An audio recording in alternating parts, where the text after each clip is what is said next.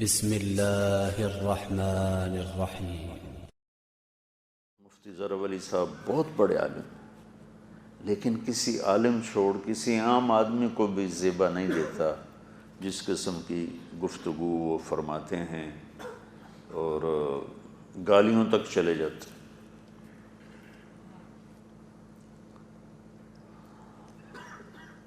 وہ مجھے زندیق تو کہتے ہیں، ملحد بھی کہتے ہیں، تو میں اس کی تعویل کرتا ہوں۔ کوئی ان کے پاس دلیل ہوگی میرے زندیق ہونے کی یا ملحد ہونے کی؟ وہ ماشاءاللہ فرماتے ہیں ازنق الزنادقہ، زندیقوں کا سردار ہے طارق جمیل، اور ساتھ آگے بات بڑی مزدار ہے، یہ اہل حق کا زندیق ہے، اور ڈاکٹر نائک اہل باطل کا زندیق ہے۔ ڈاکٹر ذاکر نائک کے ہاتھوں پر ہزاروں لوگ مسلمان ہوئے، ہزاروں لوگ۔ ہمارے مولوی مسلمانوں کو کافر بناتے پھرتے ہیں، اس نے کافروں کو مسلمان بنایا، وہ زندیق ہے۔ چلو تو میں اس کی تعویل کرتا ہوں، کوئی ان کے پاس دلیل ہوگی۔ لیکن ایک دفعہ ان کا اس کا نسب بھی طوائفوں سے ملتا ہے۔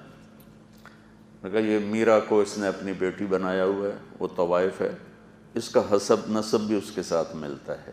اس کی مجھے تکلیف ہوئی کہ اتنا بڑا بہتان اور جھوٹ اور بلا دلیل، تکلیف ہوئی۔ دیکھو نا، وہ ذوالخویسرہ نے کہا کہ ما عدلت یا رسول اللہ، وہ جو اس میں حنین کا مال تقسیم ہو رہا تھا، تو آپ اتنے بڑے نبی ہیں تو آپ کے چہرے کا رنگ نیلا پڑ گیا، اثر تو ہوتا ہے۔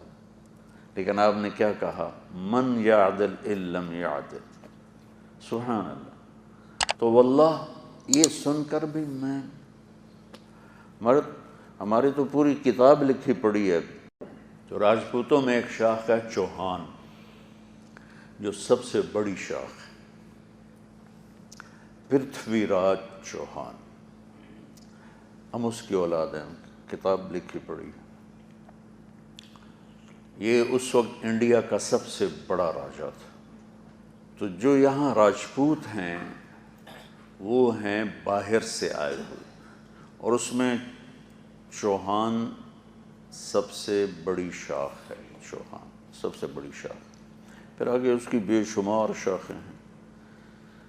تو جب وہ پرتھوی راج کو شکست ہوئی نا، تو چوہان خاندان بکھر گیا۔ اس کی ایک سب کاسٹ ہے سہو، ساہو سے ہے، یعنی ہمارے جو بڑے تھے پیچھے وہ بڑے مالدار تھے، جاگیروں والے تھے، تو انہیں کہا جاتا تھا یہ تو بڑے ساہوکار ہیں، سمجھے؟ یہ تو بڑے ساہوکار سمجھے، مالدار۔ تو وہ ہماری کاسٹ بن گئی، سب کاسٹ سہو۔ ہمارے بزرگوں کی قبروں پہ لکھا ہوا ہے میاں عنایت علی، تاریخ وفات میاں عنایت علی راجپوت چوہان سہو، تاریخ وفات 1956۔ تو اس وقت تو کوئی جھوٹ نہیں لکھتا تھا نا۔ معافی چاہتا ہوں، میں اپنی صفائی پیش کرنے میں بہت لمبا چلا گیا۔ تو ہمارے تو پوری کتاب لکھی پڑی ہے، ہماری نسل پرتھوی راج سے ملتی ہے۔ تو یہ شیر شاہ سوری کے زمانے میں ہمارا خاندان تلمبے کا حکمران تھا، تلمبے پہ حکومت تھی۔ تو میں ایسے ہی زیادہ ہی کچھ جذباتی ہو گیا، اور میں اپنی تعریف خود نہیں کر رہا، میں تاریخ سنا رہا ہوں۔ بیٹا میں تو ایک اولی نطفہ، یہ میری روز کی بات ہے، کوئی 50 دفعہ اپنے اللہ سے، یا اللہ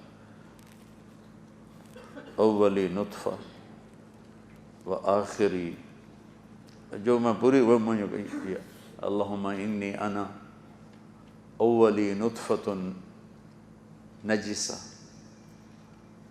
و ان آخری جیفۃ منتنہ و بینہما احمل کیس القذرہ ثم تمیتنی و تقبرنی ثم اذا شئت تنشرنی فاقوم یوم یقوم الناس لرب العالمین فإن أثقلت میزان،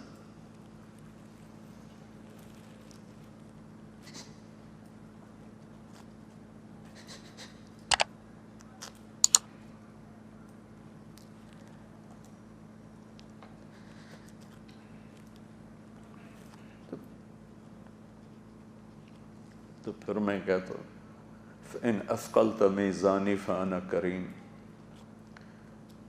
وإن خفت میزانی فأنا لئیم، فاجعلنی من الکرام ولا تجعلنی من اللئام۔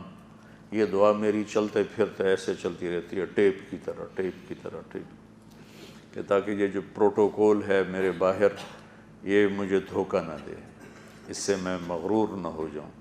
روز میں یہ اللہ سے بتا، آپ میری اولاد ہو دعا۔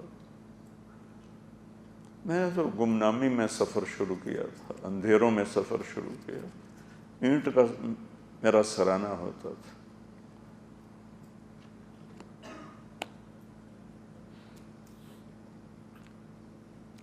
دو ہفتے جون کے مہینے میں کپڑے نہیں بدلے، دو ہفتے جون کے مہینے میں کپڑے نہیں بدلے۔ مجھے تو نہیں پتا تھا ایسا کرے گا میرے سے۔ اب میں اس کے سامنے روتا ہوں کہ اب تو چند دن رہ گئے ہیں پورے کرنے، مجھے تو نہیں پتا تھا میرے رب، جو کیا ہے تو نے کیا ہے، میری کیا اوقات ہے، ابھی چھین لے، دل تو تیرے دو انگلیوں کے درمیان ہے۔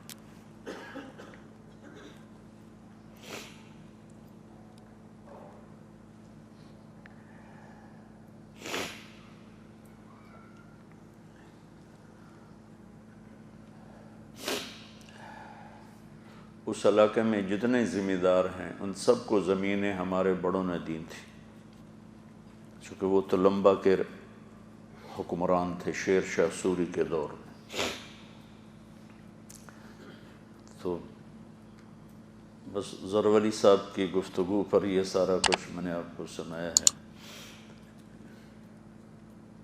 کہ دیکھو کسی کے نسب پہ یوں بات کرنا یہ تو کسی ریڑھی والے کو بھی زیبا نہیں چاہے جائے کہ ایک عالم ہو اور وہ اس طرح بہتان، الزام اور دل آزاری، یہ بات نا میں نے دکھی ہو کے کی ہے، اس لیے کہ تم میرے بچے ہو، تم کسی کے لیے دکھ نہ بننا اللہ کے واسطے۔ میں اگر تم نے اپنی زبان کو اچھا نہیں بنایا تو ممبر پہ کبھی نہ بیٹھنا، ممبر پہ کبھی نہ بیٹھ۔ اور میں تمنا کروں گا کہ آپ سب کی زبان شہد کی طرح